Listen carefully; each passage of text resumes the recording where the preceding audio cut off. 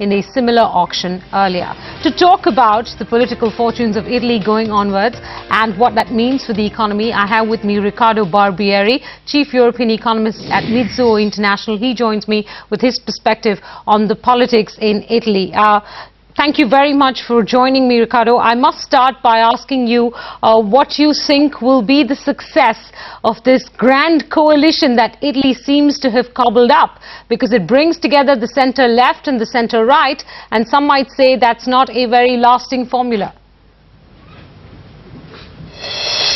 Yes, obviously there are risks to the sustainability of this coalition, but we should not forget that it is more or less the same coalition that supported Monti since the end of 2011. So this has been going on, this collaboration has been going on for some time. There are no alternatives at the moment, given the election outcome at the end of February. There have been negotiations for almost 2 months, which were, seemed unproductive until last week.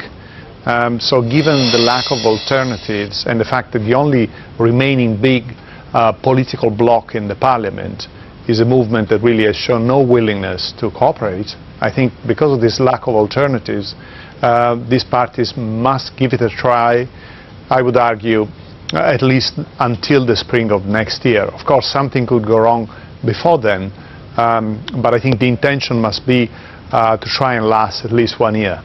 All right, that's a fair point. Contrast for me, or at least assess for me, what's been said in Parliament today.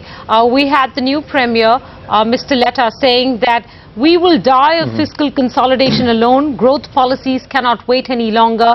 Maybe one could pick up from that comment an indication that Italy will move off the path of austerity that Mario Monti set it on. Equally, we also understand that the new economy minister in Italy was a man very close to Mario Draghi, the current ECB chief. He was formerly the deputy governor of Bank of Italy, and he says he plans to cut taxes and public spending so as to be able to lower borrowing costs in the country, and also hopes to free up some resources from unproductive public spending. Where is Italy headed? Do you think it'll pull back on some of the austerity measures? I think there will definitely be a change compared to the existing program, but I don't think Italy will target a budget deficit of more than 3% of GDP. The Monti government has already revised up its deficit forecast for this year to 2.9% of GDP, down from 3.0 in 2012. I think if they went for a higher target, they would lose credibility. There would be an effect, a negative effect on the bond market. Let's not forget that interest payments are a critical variable for Italy. So I think they will at least formally maintain the existing target and change the composition between expenditure cuts and tax hikes, and also what they cut compared to the existing plans. I mean, the Monti government, knowing that it was just a caretaker, just put down some numbers for this year and next. Now, decisions have to be taken on how to achieve those goals. And the point I've been making in my reports is that in order to repeal the planned VAT hike, in order to reduce the real estate tax, in order to provide some support to the economy, they must cut public expenditure quite significantly.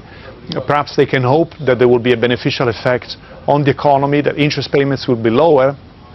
So without saying it, they might target a slightly higher deficit, other things being equal, but then know that interest payments will come down, and in the event they'll be able to be close to 3% of GDP this year, and then keep the deficit on a declining trend in the coming years.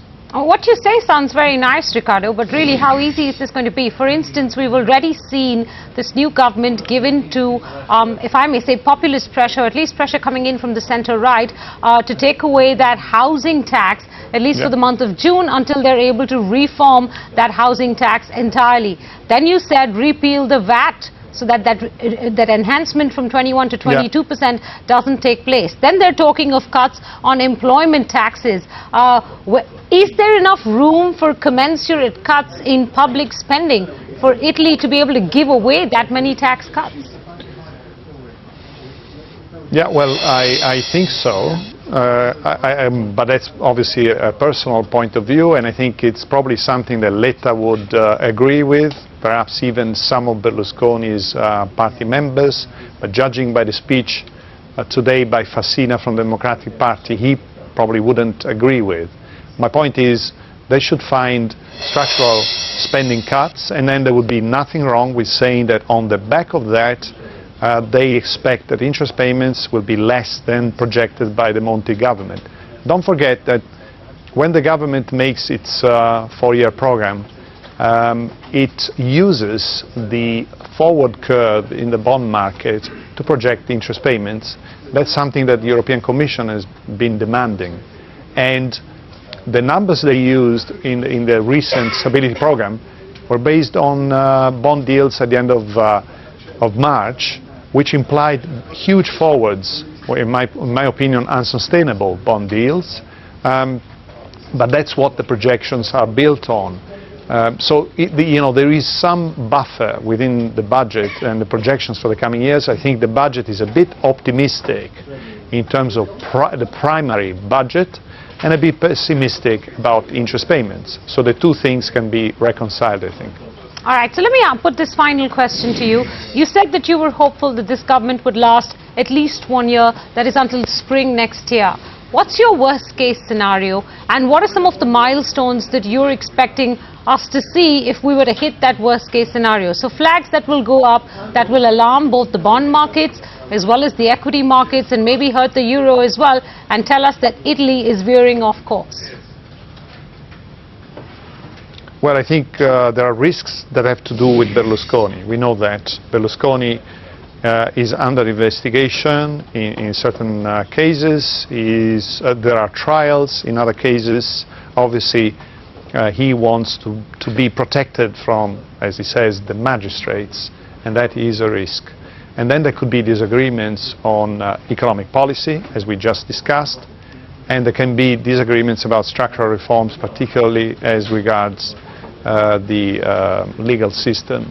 So all of this, obviously, it's a very diverse government coalition. There could be disagreements on many aspects. I think Letta is the right man to lead this coalition because he's relatively new, he is dynamic, he has a progressive but at the same time moderate view about things.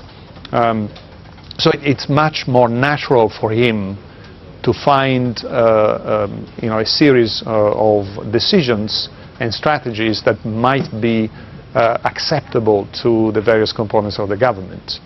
So from that point of view, I mean, I'm optimistic about Letta as the leader of this government. I know there are huge difficulties in terms of the economic and social situation in the country, and the diversity of the coalition. All right, Riccardo Barberi, thank you very much for joining us with your perspective on the new Italian government and what it will mean for the Italian economy. If I may just point out here, I think Letta is as young as 46, and that surely bodes hope